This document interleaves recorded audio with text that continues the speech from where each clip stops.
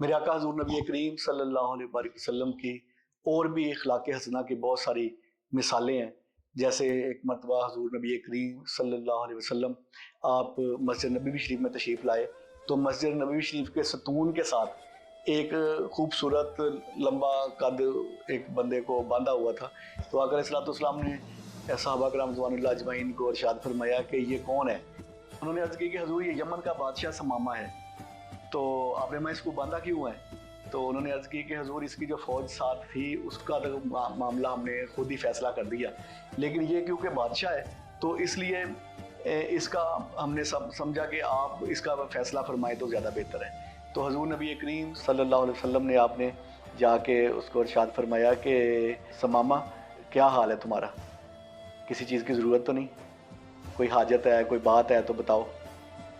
تو اس نے دیکھے بنا ہی نظریں دوسری طرف رکھتے ہوئے اس نے کہا جی ایک تو مجھے گرفتار کیا ہے اور مجھے پھر آپ کوئی حال چال بھی پوچھ رہے ہیں میرا. تو آپ نے فرمایا کہ نہیں، کوئی اگر تمہیں کوئی ضرورت ہے چیز کی تو مجھے بتاؤ، کوئی حاجت ہے تو. یعنی بڑے غصے سے اس نے جواب دیا کہ جی جب آپ نے مجھے قتل ہی کر دینا ہے تو قتل کرو، بات ختم ہوئی. تو حضور نبی کریم صلی اللہ علیہ وسلم نے فرمایا کہ ثمامہ میری طرف دیکھو تو صحیح. تو اس نے نہیں دیکھا. یعنی بار بار میرے آقا حضور نبی کریم صلی اللہ علیہ وسلم آپ اس کو فرماتے رہے کہ کوئی چیز کی ضرورت ہے میری طرف دیکھو، میرے سے دیکھ کے بات کرو. تو اس نے دیکھے بغیر ہی وہ جواب دیتا رہا. 3 دن گزر گئے. جب تیسرے دن آقا علیہ الصلوۃ والسلام نے پھر اس کے ساتھ مکالمہ شروع کیا تو آپ نے فرمایا کہ ثمامہ میری طرف دیکھو. تو اس نے نہیں دیکھا. اسی طریقے سے اس نے جواب دیا، یعنی بد دلی کے ساتھ اور گستاخی کے ساتھ. تو آقا علیہ الصلوۃ والسلام نے ارشاد فرمایا اچھا ثمامہ آج سے ہم تمہیں آزاد کرتے ہیں.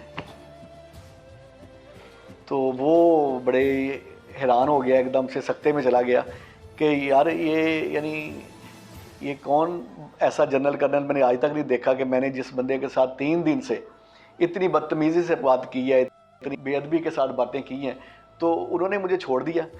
بلکہ جتنی بے ادبی میں نے کی ہے اس کو چاہیے تھا کہ بہت جلدی مجھے قتل کر دیتے، لیکن انہوں نے مجھے چھوڑ دیا. وہ سکتے میں چلا گیا اور سوچنا شروع ہو گیا.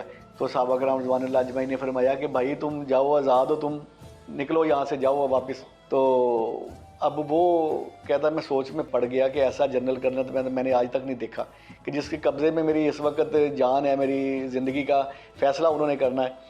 تو وہ اتنے رحم دل ہیں اور اتنے دن سے مجھے کہہ رہے تھے کہ میری طرف دیکھو میری طرف دیکھو، تو میں نے دیکھا نہیں. تو جب اس کو کہا کہ تم جاؤ آزاد ہو تو پھر اس نے سوچا کہ میں دیکھوں تو صحیح کہ وہ کون ہستی ہے، کیسی، یعنی جنہوں نے مجھے کہہ رہے تھے میری طرف دیکھو. تو جب پھر اس نے آقا علیہ الصلوۃ والسلام کی زیارت کی تو اس کے بعد پھر وہاں سے جیسے ان کو کہا گیا تھا نکل جاؤ یہاں سے، تو وہ میں کہتا میں بھاگنا شروع ہوا. لیکن میں بھاگتا آگے کو تھا لیکن دل میرا پیچھے کو کھنچتا تھا. میں آگے کو بھاگتا تھا، دل میرا پیچھے کو کھنچتا تھا. تو کہتے پھر میں نے اپنے دل کو سمجھایا کہ میں نے ادھر سے بھاگنا ہے، نکلنا ہے، میں جان بچ گئی ہے، میں اپنے علاقے میں واپس جاؤں. لیکن دل نہیں مانا تو واپس آ گیا اور حضور نبی کریم صلی اللہ علیہ وسلم کی بارگاہ میں حاضر ہوا اور عرض کی کہ حضور آپ نے فرمایا کہ ثمامہ ہم نے تو تمہیں آزاد کر دیا ہے، جاؤ اب جہاں جانا ہے. اس نے کہا یہ آزادی کیسی؟ آزادی تو اس وقت تھی جب میں نے آپ کو دیکھا نہیں تھا، اب تو میں نے آپ کی زیارت کر لی ہے، اب آزادی کیسی؟ اب تو مجھے اپنے پاس ہی رکھ لیں، اپنے قدموں میں رہنے کی اجازت عطا فرما دیں.